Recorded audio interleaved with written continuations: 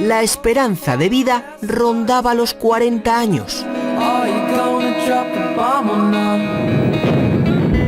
Pese a algún que otro contratiempo, la esperanza de vida en Europa no ha hecho más que aumentar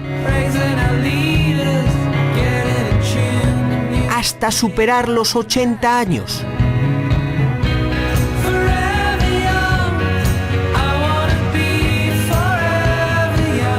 Nuestro viejo continente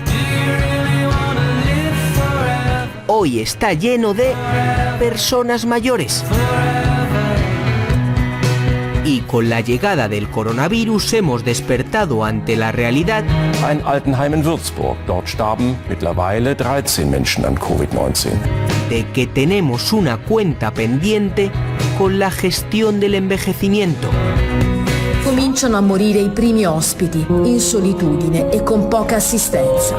According to estimates from countries in the European region, up to half of those who have died from COVID-19 were resident in long-term care facilities.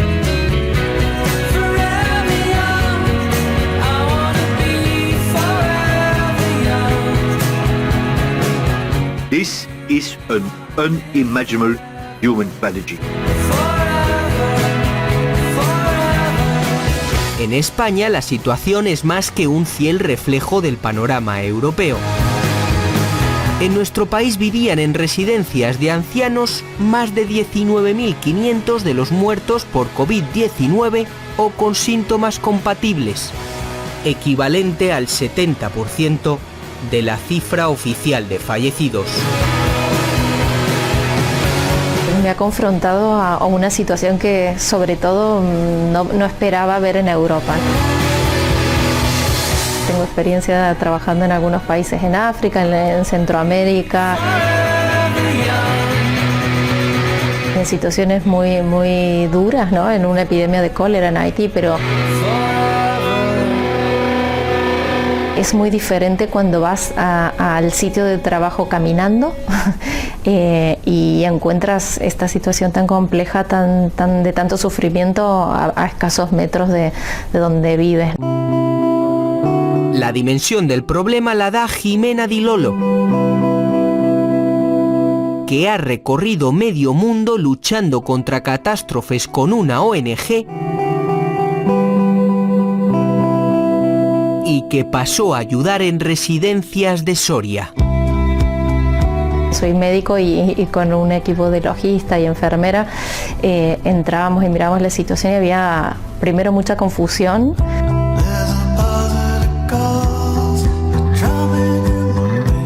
Muy devastador humanamente, ¿no? Porque realmente primero que en un estado físico muy deteriorado y con signos muy claros de angustia y desesperación. Las residencias no pertenecen al sistema sanitario, con lo cual la gente que estaba en primera línea atendiendo el lugar donde sabíamos que iba a haber una epidemia más fuerte, no estaba preparada en términos de recursos de conocimiento, de formación para enfrentar lo que es el control de la infección, que como sabéis implica el uso de los equipos de protección y todo esto que es muy complicado. Lo que nos reportaban al principio sobre todo es necesitamos manos porque tenemos la mitad de la plantilla enferma y realmente todo lo que implicaba mover un paciente de un sitio a otro para sectorizar entre área limpia, área COVID, etcétera, requería mucho trabajo y no podían, o sea, físicamente estaban agotados. No estábamos preparados nadie, ni residencias, ni hospitales, ni domicilios, ni sanidad, ni servicios sociales, ni España, ni Italia, ni Estados Unidos, ¿no?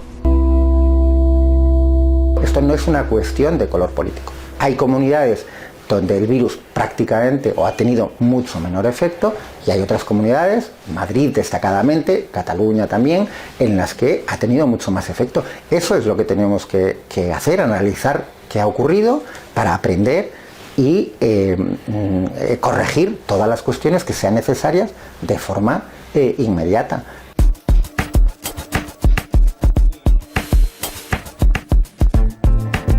El problema no ha tenido color político. En Aragón, con una coalición liderada por el Partido Socialista, un 84% de los fallecidos con síntomas y confirmados por coronavirus estaban en residencias. En Castilla y León, gobernado por Partido Popular y Ciudadanos, el 68%. Y en Cataluña, con mando independentista en plaza, un 73%.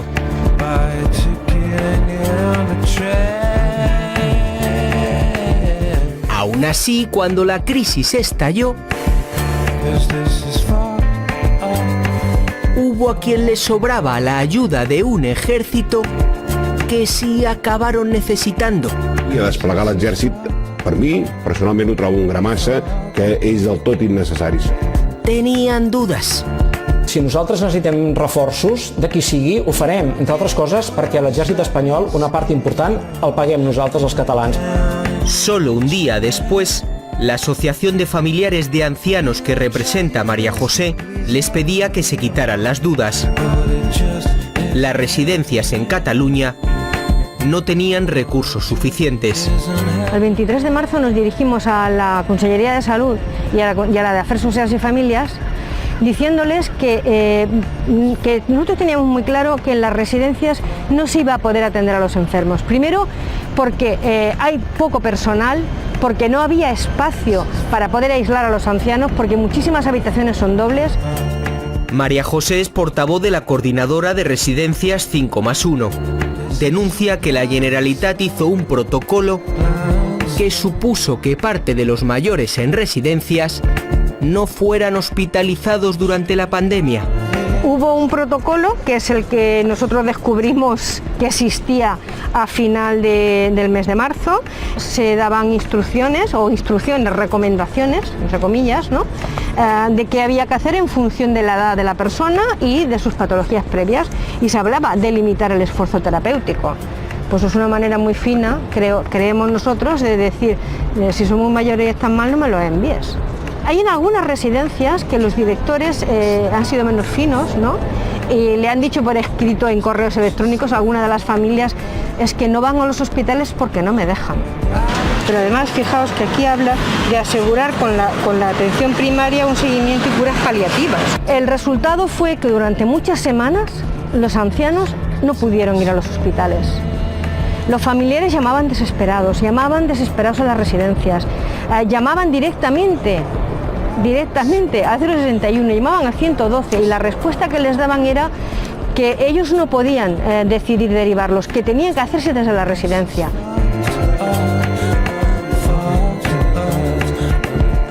Muchos familiares han decidido denunciar los hechos. La Generalitat niega a La Sexta Columna haber ordenado no atender a nadie por motivos de edad. En toda España, la Fiscalía tiene abierta una investigación penal a 240 residencias. Nosotros tenemos claro que se han cometido delitos, a nuestro juicio, incuestionables, de negación de auxilio, omisión del deber de socorro, homicidio imprudente. La magnitud de la tragedia la dan esos 20.000 personas con nombre y apellidos, con sus familiares que han fallecido y en la mayoría de los casos sin ni siquiera poder despedirse de ellos en ese momento, ¿no? Ese es el dato abrumador sobre lo que ha ocurrido. If you haven't been murdered, I can only say, better luck next time. Isabel Díaz Ayuso comenzó la crisis del coronavirus infectándose de él. En este caso di positivo. Y cuando lo anunció, hizo una promesa. Cuidaría de los más débiles ante la COVID. Hay que cuidar a las personas vulnerables, lo que siempre decimos, aquellas con patologías previas y a los mayores. Pero solo 2 días después de decir esto, la Comunidad de Madrid envió el primero de los protocolos en el que se habla de criterios de exclusión para no trasladar a enfermos de residencias a hospitales. Lo firma digitalmente Carlos Mur, que era el director de coordinación sociosanitaria en aquel momento del gobierno de la Comunidad de Madrid, y se envía ese mismo día, una hora después de firmarlo digitalmente, a diversos altos cargos de la Consejería de Sanidad y de la Consejería de Políticas Sociales y a los gerentes y directores médicos de los hospitales, que son quienes tienen que aplicar dicho protocolo. Manuel Rico es director de investigación de Infolibre, el medio que ha publicado los protocolos. En varias versiones se habla de criterios de exclusión de derivación hospitalaria. Entre ellos está el deterioro funcional severo, el grave o el deterioro cognitivo moderado. El nivel de dependencia de una persona o el grado de demencia senil de una persona no tiene que ver con sus expectativas de vida si pasa a estar o tiene el coronavirus. Son criterios, por lo tanto, absolutamente discriminatorios. Eso tiene que ser una decisión de los expertos, de los profesionales sanitarios. No puede ser una decisión tomada de una forma política, eso sería una aberración. Cuando se publicó el protocolo, la presidenta de la Comunidad de Madrid se justificó diciendo que era solo un borrador. No hay tal orden, hay una filtración de un borrador, eso es todo. Pero esta orden no se llevó nunca a ningún lugar. Ayuso aseguraba que la orden no fue entregada. Sin embargo, las instrucciones que da este médico del Hospital de Parla son muy similares a las del protocolo de la Consejería de Sanidad. No se está dando tratamiento a los ancianos de residencias.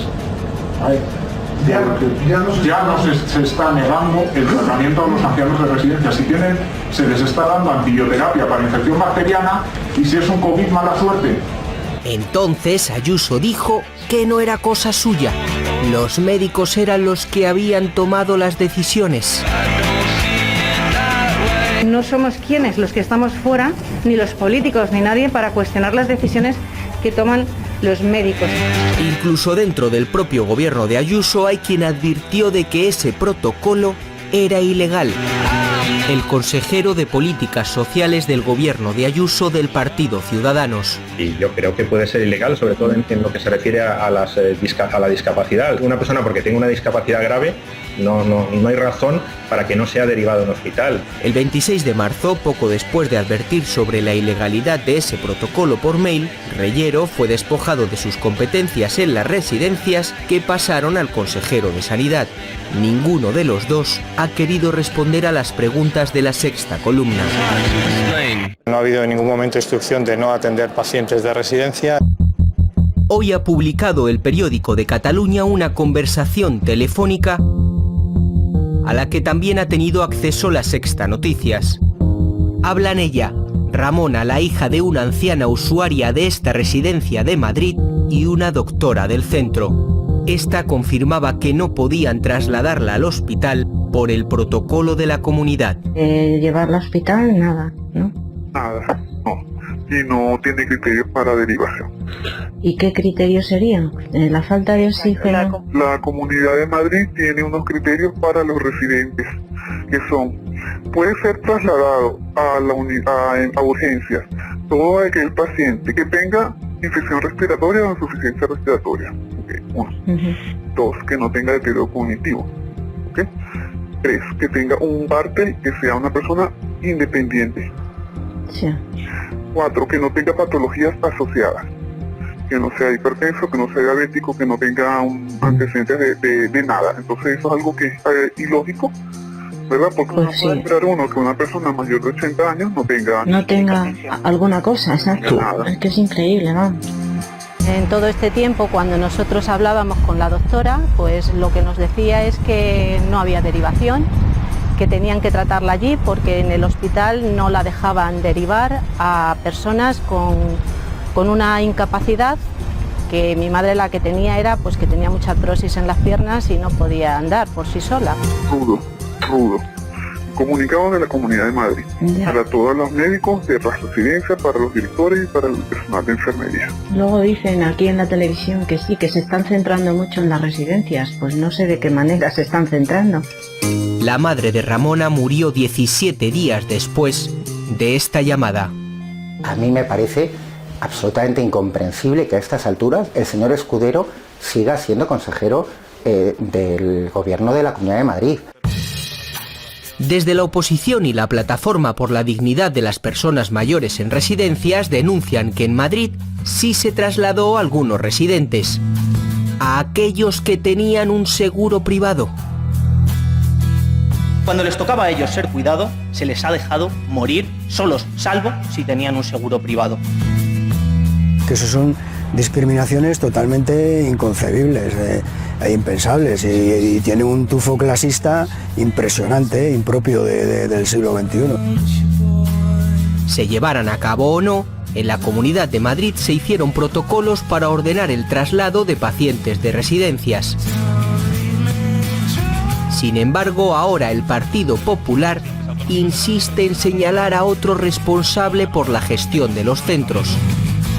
Asumió el mando único de las residencias de mayores, es decir, el único que manda en este tema. El mando único también en el ámbito social, que fue el que se arrogó el vicepresidente del gobierno en una rueda de prensa en Consejo de Ministros. Quizá por eso, cuando a Ayuso se le escapa que la Comunidad de Madrid fue quien gestionó las residencias. Yo he tenido que gestionar la sanidad, hemos tenido que gestionar las residencias. Sufre una crisis de gestualidad y nervios explicativos. Bueno, ya estamos, no.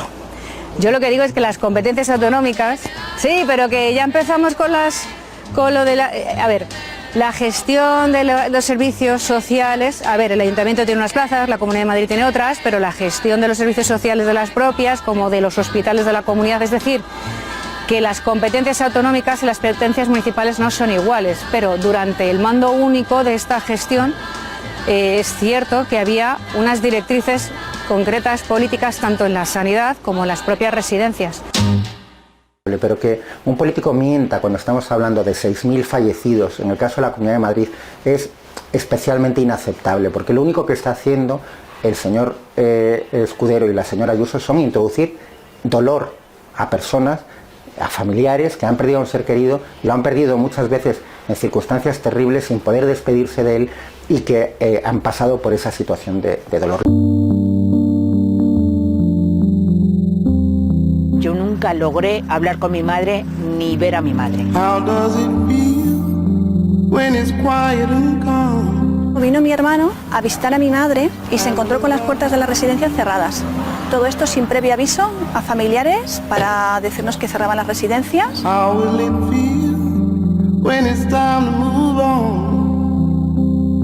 El 28 sábado nos llaman a las 8 de la tarde, me llaman a mí y me dice que mi madre está empezando a tener bastante fiebre, 38 y pico, y que está muy decaída. El domingo nos llama el asistente social y nos dice que nos vayamos preparando para lo peor.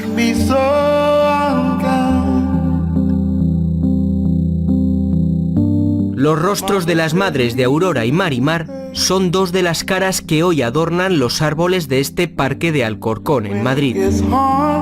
Son las fotografías de personas que murieron víctimas del coronavirus en la misma residencia pública. A las 4 menos cuartos llamaron a mi hermano para decirle que mi madre había fallecido. Esto ha sido, pues, en 36 horas. Desde el 6 de marzo que yo no la veía y en 4 días todo ha sido descomunal, se ha ido. Sus hijas creen que no fueron trasladadas al hospital por el protocolo de la Comunidad de Madrid. Porque no era apta, porque estaba, como era basal, no era beneficiaria para ir al hospital. ¿Qué es basal? Basal es que está sentada en una silla de ruedas las 24 horas del día, que es de silla a cama, de cama a silla. Concretamente, el informe lo pone, no es beneficiaria para ser hospitalizada, por estar en estado basal. O sea, no ha tenido la oportunidad Antonia, la madre de Marimar, murió con 90 años. Lucía, la madre de Aurora, con 78. Ambas entraron en la residencia afectadas por enfermedades degenerativas. Al asistente social, cuando ya nos dijo que no esperábamos lo peor, le dije, por favor, dile a la Tecá, a la Suliar, que esté con ella, que le agarre la mano y le diga, tu familia no te ha abandonado, está contigo. Y me dijo, no te preocupes, que lo haremos. Quiero pensar que sí, por parte de las Tecás. Pero imaginaros el sufrimiento de estar ahogándote y no tener a sus hijos, a su marido que no estaba allá, y a sus hermanas, porque éramos una familia muy unida, y no poder estar con ella y pensar que se está ahogando. Y lo peor de esto es que encima ha estado 3 días muerta en la cama sin venir a recogerla a nadie. Incluso una vez fallecidas, durante días no sabían dónde estaban los cuerpos de sus madres. La familia de Marimar tuvo que investigar por su cuenta. Porque pusimos a llamar a hospitales, a los cementerios, a los sanatorios, y una persona del cementerio de Alcorcón nos dijo que no trabajaban con esa funeraria, pero que en Móstoles sí. Y fue el dato clave porque esa persona se puso en contacto con nosotros y nos dijo que mi madre estaba en Móstoles. Perdona. Porque eso ha sido otra. Como murió en el pico más alto, la funeraria estaban con las alas y muere un miércoles y nos llaman un sábado diciendo que vienen los bomberos a por ella.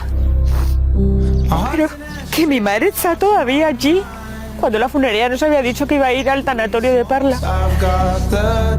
Y luego encima pedimos el acta de embolsamiento aquí a la residencia y no tienen acta de embolsamiento. ¿Dónde está mi madre? Tanto Aurora como Marimar han presentado ya una querella. Creen que en la Comunidad de Madrid tienen que depurarse responsabilidades. Yo lo único que quiero es que el que haya hecho esto, este mal protocolo y esta mal administración, justicia por mi madre. Aquí en las residencias no tenían todos los materiales necesarios para poderles tratar.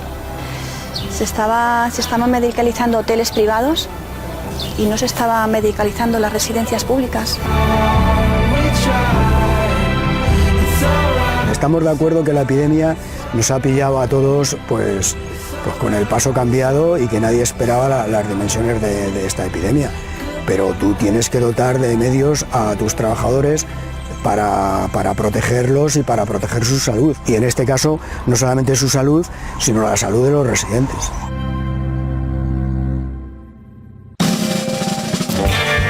Una de esas profesionales desbordadas fue María Ángeles. Lo que hemos pasado en la residencia ha sido atroz. No teníamos, ni siquiera teníamos equipos de protección, teníamos que abrir las puertas y gritar el nombre de la persona que estaba dentro, a ver si estaba viva o muerta. 6 personas atendiendo a 80 personas enfermas. Probablemente tengamos que ir al psicólogo la mitad de la planilla. Muy mal. Yo llegué a mi casa llorando. María Ángeles trabaja en la residencia Parque Coimbra de Móstoles, gestionada por Mensajeros de la Paz. Es delegada sindical. Están preparando una denuncia contra la dirección y la gerencia del centro. Por todo lo que creemos que se ha hecho mal, por el incumplimiento de todos los protocolos. Protocolos como esta orden del mando único. En ella se obligaba a las residencias a separar a los internos en 4 clasificaciones, de manera que los contagiados no entraran en contacto con los que no lo estaban. Algo que María Ángeles denuncia no se hizo. Aunque desde el centro dicen que los enfermos estaban perfectamente aislados en sus habitaciones individuales. Cuando uno daba positivo o era posible positivo, se le ponía un cartel en la puerta diciendo que tenía que estar en aislamiento COVID, pero que estaba al lado de otro que igual no tenía COVID. Miguel es el presidente de la Plataforma por la Dignidad de las Personas Mayores en las Residencias. Han denunciado ante la Fiscalía por incumplir el protocolo del Gobierno a la residencia en la que trabaja María Ángeles, a otras 50 más y a la Comunidad de Madrid. No solamente era la obligación de clasificar a los residentes en 4 grupos, sino que además tenía la virtualidad de que una vez hecha esa clasificación a las trabajadoras se les asignaba uno de esos 4 grupos y no podían rotar entre ellas.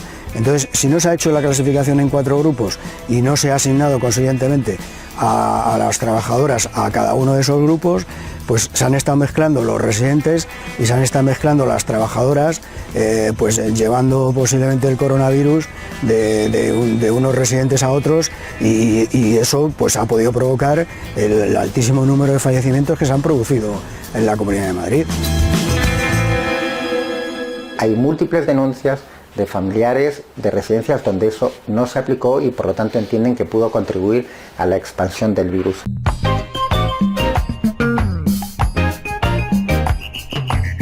Esta es la mujer ideal al gusto español. La mujer ideal al gusto patrio debía tener ciertas virtudes. Ama de casa, te pasas la vida. Sabe preparar bien un guiso y es excelente planchadora y modista.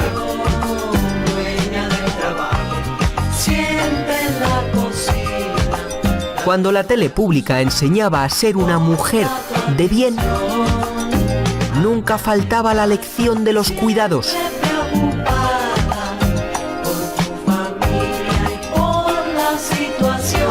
Ellas se tenían que ocupar de los niños y de los no tan niños.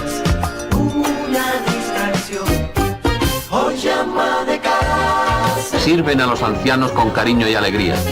Las mujeres han sido desde siempre las grandes paganas, vamos a decir, del peso de los cuidados. En los asilos de ancianos las cumplidoras colaboran en el arreglo de la casa, ayudan a los impedidos y procuran distraerles con periódicos y lecturas.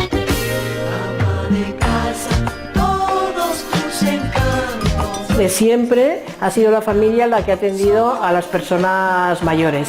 Pero había, claro, personas que no tenían familia o que la familia los abandonaba, y para eso se crearon los antiguos asilos. Así era un hogar de ancianos en los años 40. Si no los podía cuidar la mujer de la casa, los atendía otra mujer casada con Dios.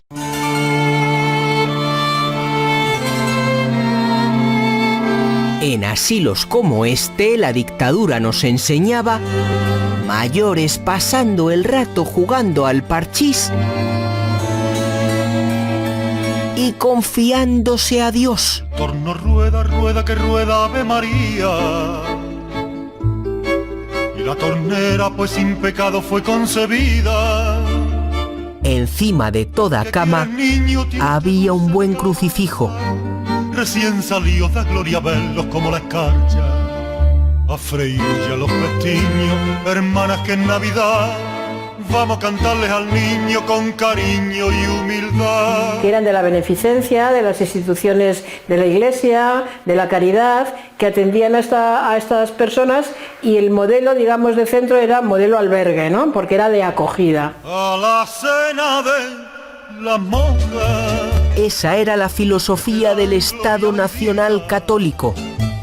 Pastelillos de toronja. Caridad. Y que Dios corriera con los gastos. Se dice que fue la Virgen que en sueños apareció a la Madre Superiora y esta receta le dio. Y muy bien que estamos, servidos, muy bien servidos de las madres. Dios se lo pague a todos. Medio kilo azúcar blanca. Muy servido de las hermanitas que nos quieren mucho y son muy atentas. Y al perón la calabaza. Y así fue hasta los años 70, cuando la tele cambió el término asilo por residencia. Tres salve y un Padre nuestro y la gracia de tu mano. Tres salve y un Padre nuestro y la gracia de tu mano. Concebida como residencia y no como asilo.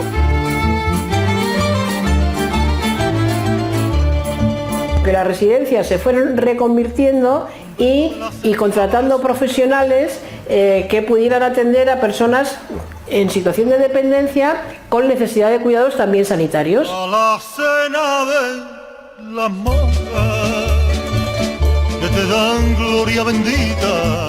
Porque antes, claro, las personas tenían una enfermedad que desembocaba en una dependencia y la esperanza de vida era corta y morían pronto, con lo cual las familias se comprometían a cuidar, pero sabían que era poco tiempo, ¿no? Pero claro, con el paso de los años y la ganancia de esperanza de vida, pues se vio que una persona, por ejemplo, podía tener una demencia y vivir 10 años, 15 años con esta situación. Y claro, una familia es muy difícil que pueda asumir esto. En Alcalá de Henares hay una residencia para muchachos no demasiado jóvenes. Cuando llegaron los 70, el sector empezó a profesionalizarse para aquellos no tan jóvenes. El deporte desempeña un importante papel, como si para estos ancianos empezara una segunda juventud.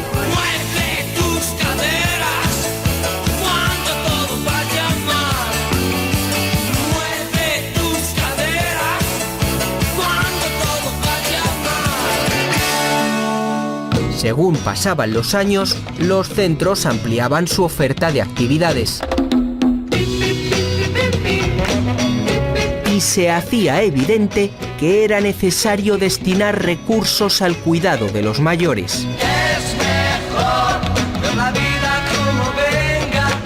En 1975 habrá en el mundo 300 millones de ancianos. Esta cifra revela la importancia del problema. En este Boletín Oficial del Estado de 1971 encontramos el primer Plan Nacional de Asistencia a los Ancianos y nacen oficialmente las residencias para pensionistas que puedan valerse por sí mismos y residencias asistidas para pensionistas que no puedan valerse por sí mismos. Se distinguía entre residencias de válidos, se llamaban entonces, que eran personas que estaban en perfectas condiciones, y residencias de asistidos, para las personas que necesitaban algún tipo de ayuda para las actividades de la vida diaria. Los efectos de esta ley los empezamos a notar cuando la tele emitía exclusivamente en color. Cambiaron a las monjitas por enfermeras y médicos.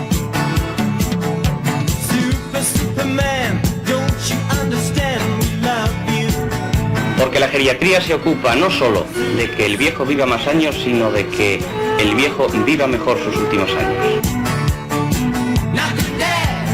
En 1978, España vuelve al cauce democrático. Y junto con la Constitución se crea el Instituto Nacional de Servicios Sociales, del que deriva el hoy conocido como Inserso. Fue realmente a partir de la creación del Inserso, en el año 78, cuando se hace el despliegue de toda la red de recursos, tanto de residencias como después, posteriormente, de atención a domicilio, de centros de día. Con el Inserso, las residencias han ido evolucionando hasta el modelo que hoy conocemos. La idea era que cuando uno se jubilaba y había estado trabajando toda la vida y contribuyendo a la seguridad social, pues que tenía derecho a irse a vivir a un espacio donde no tuviera nada que hacer, ¿no? Claro, esto con el tiempo se ha visto que con esto no se satisface la calidad de vida de las personas ni nuestros anhelos de seguir desarrollando nuestros propios proyectos de vida, y empezaron a hacerse análisis y evaluaciones de la poca calidad de vida que se podía ofrecer en estos centros, porque además de comer y de tener una cama, pues necesitamos más cosas. Llevaban años quejándose. ¡Menos discursos! ¡Más recursos! Familiares y usuarios de residencias protestaban contra la precariedad en centros como este. Falta mucho personal, se quejan muchísimo los residentes, es increíble. Aquí pasó sus últimos años la madre de Carmen. De rojo, en silla de ruedas. Con nuestros mayores a nadie hace caja. una residencia pública gestionada por una empresa privada a la que el coronavirus también golpeó. En el momento que vimos que se restringían las visitas y que en algunas residencias tomaban la opción de no permitir ya las visitas, para los familiares fue una debacle tremenda porque no nos fiábamos, no nos podíamos fiar de ninguna manera. Días antes de que la residencia se confinara, Carmen protestaba para que la Comunidad de Madrid asumiera su gestión. El gobierno autonómico había iniciado un expediente para retirarle la concesión a Aralia. No era fiable tener una empresa que ya sabía que iba a salir, estaba expedientada para salir, para dejar la gestión. En la Comunidad de Madrid no se ha retirado una concesión en 30 años a ninguna residencia. Ahora, justo antes de la pandemia, había unos expedientes abiertos para retirar la gestión a 4 residencias por incumplimientos legales. 3 del grupo Aralia, por cierto, controlado por José Luis Ulibarri, una persona implicada en el caso Gürtel. La madre de Carmen se contagió de coronavirus en la residencia. Un mes después, murió en el hospital, sola. La muerte puedes asimilarla, pero sin despedida es realmente duro y antinatural. Sin haber podido cogerles de la mano, sin haberles podido ver. Carmen cree que la precariedad de la residencia influyó en la gestión de la pandemia. Las residencias no han actuado correctamente en esta pandemia, pero es que además ya el estado previo de precariedad en los cuales se encontraban las residencias ha sido pues, totalmente inviable que esto llegase a buen término. Aralia, la empresa gestora, solo ha contestado a nuestras preguntas vía email. Asegura que la situación previa era correcta, conforme al pliego de prescripciones técnicas de la Comunidad de Madrid. Los ratios de personal son insuficientes de todo punto, están totalmente obsoletos y anticuados y además normalmente no se cumplen. Las residencias son un negocio para las empresas. En España hay más de 370.000 plazas en residencias de ancianos. Más del 80% las gestionan empresas privadas. Incluso cuando la titularidad de la plaza es pública, la gestión suele no serlo. La concertación de plazas en las residencias se guían básicamente por un criterio de precio. Y ese precio es bajo. Una vez que reciben la adjudicación, son empresas, no te digo nada, las que están controladas por fondos de inversión, cuyo objetivo es maximizar sus beneficios y por lo tanto ahorran absolutamente en todo lo que se les ocurra. Se garantiza el beneficio económico de las empresas y el ahorro de las administraciones, pero no la atención a los mayores. María Ángeles también ha vivido la precariedad en la residencia en la que trabaja. La residencia es que se nos caía a cachos, las puertas rotas, las puertas de los armarios han caído encima de residentes, no hemos tenido agua caliente, no hemos tenido calefacción y la Comunidad de Madrid estaba informada de eso. Nosotros hemos denunciado a la Comunidad de Madrid por la falta de personal, que había veces que no desayunaban hasta las 11:30 de la mañana. María Ángeles se encarga, como puede, de 20 residentes y lo hace por un salario que no llega a 1.000 euros. ¿Cuál es tu sueldo, Angelines? Es que me da hasta vergüenza decírtelo, de verdad, porque mi sueldo neto, trabajando 3 domingos al mes, son 939 euros. La mayor parte de ellos tienen trabajos totalmente precarios y con unos salarios ínfimos. Y el trabajo que realizan es un trabajo pues muy duro y muy delicado. En España, el negocio de las residencias factura 4.500 millones de euros al año. En una sociedad cada vez más envejecida, el sector promete beneficios jugosos. Ni el Círculo Empresarial de Atención a las Personas ni la Asociación de Empresas de Servicios para la Dependencia han querido participar en este programa. De los 6 grandes grupos de residencias en España, que en conjunto controlan 389 centros, 4 están controlados o tienen como principal accionista un fondo de inversión. Varios de ellos operan desde un territorio fiscalmente opaco como las Islas Jersey. Y eso es responsabilidad de los poderes públicos, de los políticos, de los legisladores, cambiarlo cuanto antes. No es solo un problema de privatización, porque dentro de la gestión privada hay enormes diferencias. Es verdad que ha habido una introducción de capital internacional, de fondos de inversión que entran a las residencias para hacer negocio. Estamos pidiendo gestión pública, lo tenemos claro. Si no hay gestión pública, estamos otra vez en lo mismo. Se prima el beneficio económico por encima de la atención a las personas. Lo que es absolutamente necesario es que sea la administración la que defina cuál es el modelo de cuidados que tienen que tener las residencias y que después lo controle, que eso se cumple. Nuestro modelo de residencias no ha sabido hacer frente al coronavirus. Y la pandemia ha puesto en el foco sus problemas. Va a haber que sacar muchas lecciones. Probablemente sea la revisión de cómo está funcionando todo este sector. Nuestros mayores tienen que estar en mejores condiciones. Estoy hablando de aprovechar esta crisis para resetear otro modelo de vivir.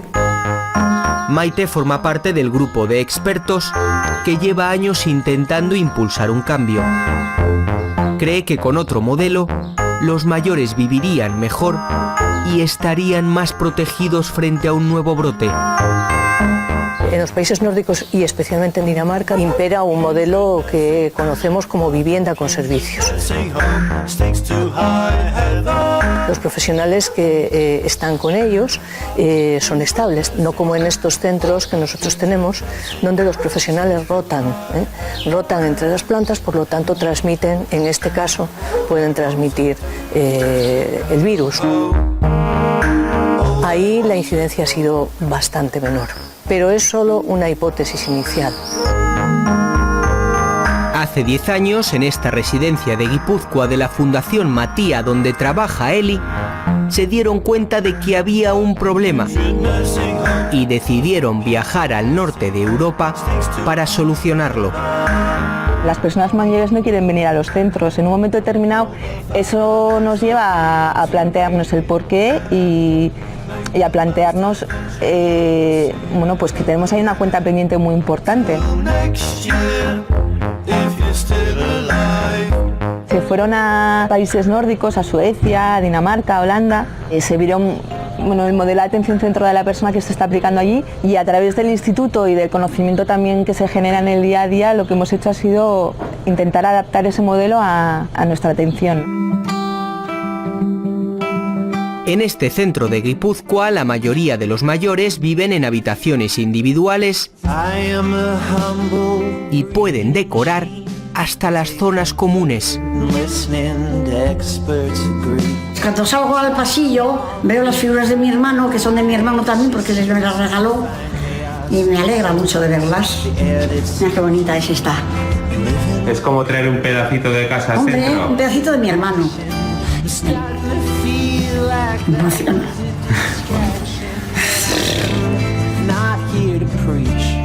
Cada unidad de 15 personas tiene cocina y salón, y el personal que los atiende siempre es el mismo.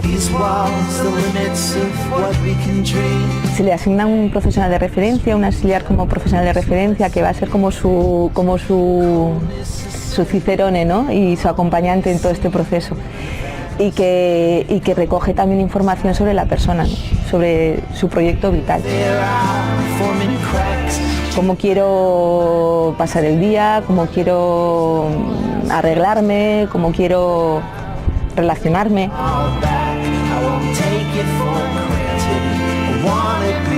Les doblo la ropa porque no puedo estar quieta. Les doblo la ropa y me entretengo. Y luego me voy a pasear. Las personas no pueden vivir en instituciones.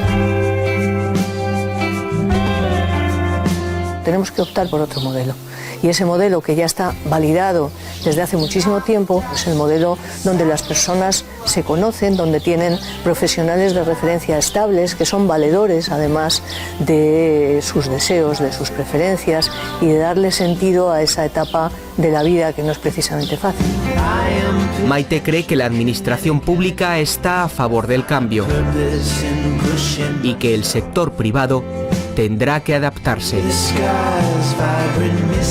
Hay voluntad de hacer una evaluación de esto y de realmente reformular el modelo de atención residencial desde la garantía de la financiación pública y desde el consenso y el acuerdo de los proveedores, que tendrán que ir adaptándose a una nueva forma de acompañar a las personas en esta etapa de la vida.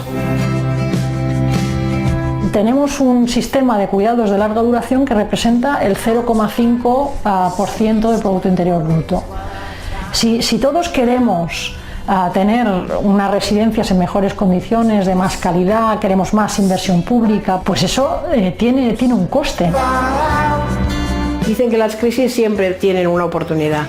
Yo espero y confío que por todo esto que ha ocurrido y por lo que ya sabemos y conocemos, que no queda ahí escondido como ha venido pasando, que las administraciones públicas, los gobiernos, hagan una prioridad en el tema de los cuidados. Una prioridad que tiene que ver con el bienestar de toda la sociedad, porque todos queremos vivir en una sociedad donde se trate bien a las personas que necesitan apoyos.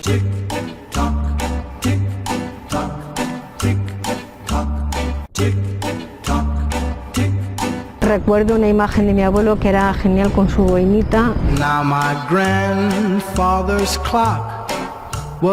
Siempre le llevaba el Dígame, que era una revista que editaba el periódico Ya.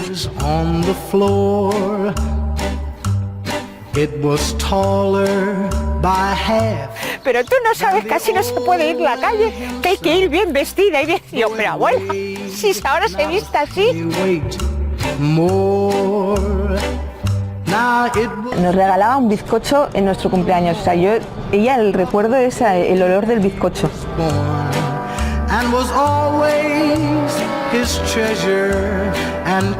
Con él aprendí a leer y me enseñó a ser crítica y me dijo siempre: piensa por ti misma, piensa por ti misma. Mi amona María decía que nunca permitiéramos depender económicamente de un hombre, porque si dependías económicamente estabas perdida. Fíjate, ¿eh? Y ellas nacieron en el siglo XIX, ¿eh? Fíjate. La pena que esto va a ser, pues eso, una generación perdida.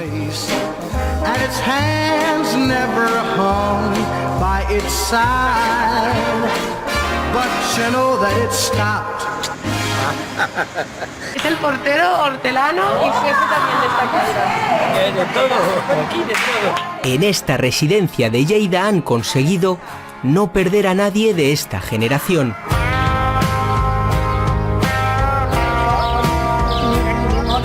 Aquí son una familia en la que cuidan de 85 ancianos. Todo se reduce a este momento, lo demás ahora da igual. No tenían suficientes mascarillas ni equipos de protección y la directora del centro tampoco tenía posibilidad de comprarlos. Una esfera antitemporal, lugar al que nadie más accederá. Yo me veo en ese momento que no tengo herramientas ni mías propias ni del mismo sistema, ¿no?, que me pueda ofrecer para proteger en esto tan grande que nos está viniendo. Un espacio en el que el mundo se mantenga siempre inalterable. Carolina tomó una decisión que en ese momento no tenía precedentes en España. Cuando la COVID pegaba más fuerte, decidió encerrarse con ellos. De hecho, me vengo con la maleta, me quedo y a partir del lunes empieza mi equipo, que para mí era un súper equipo y a día de hoy os puedo decir que no lo era para mí, es un súper equipo. Empiezan a venir con maletas y yo al principio digo, ¿qué hacéis? Y me dicen, mira, Carol, tú te quedas y nosotros nos quedamos contigo. Bueno, esto fue increíble, imaginaros, ¿no? Yo nunca les pedí que se vinieran y se quedaran, sino que fue voluntariamente, hasta que llegamos a la mitad del equipo y entonces decidimos que parábamos para dejar otra mitad de afuera, ¿no? Porque en algún momento teníamos que hacer el relevo. Todo se concentra en un destello de imágenes y luz. Y entonces crearon su mundo aislado del drama. ¿Qué estás contenta? ¿Estás contenta? Aquí no hubo ni un solo infectado, pero sí se tomaba el vermut todos los días. Pues implantamos el vermut diario que hacíamos con los abuelos, entonces era también un rato muy chulo que compartíamos. Cada día sin coronavirus era un motivo de celebración. La música la pinchaba DJ Residente. Días superados, sin síntomas, pues poníamos la radio a toda castaña. Bueno, la ponía de hecho un residente nuestro. Decía, Carol, hoy hemos pasado, ¿no? Y decía, sí, sí, y ponía el volumen y todos nos volvíamos como un poco allá aplaudiendo y bailando. Y decía, madre mía, cualquiera que nos vea.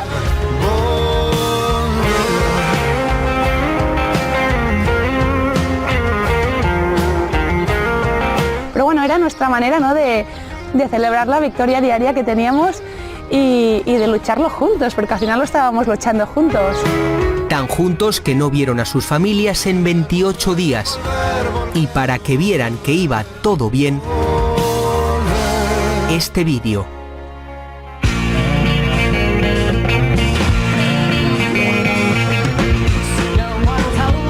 Y Friends simbolizó para nosotros, ¿no?, como él, estoy aquí, ¿qué tenemos que hacer? Adelante, lo conseguiremos.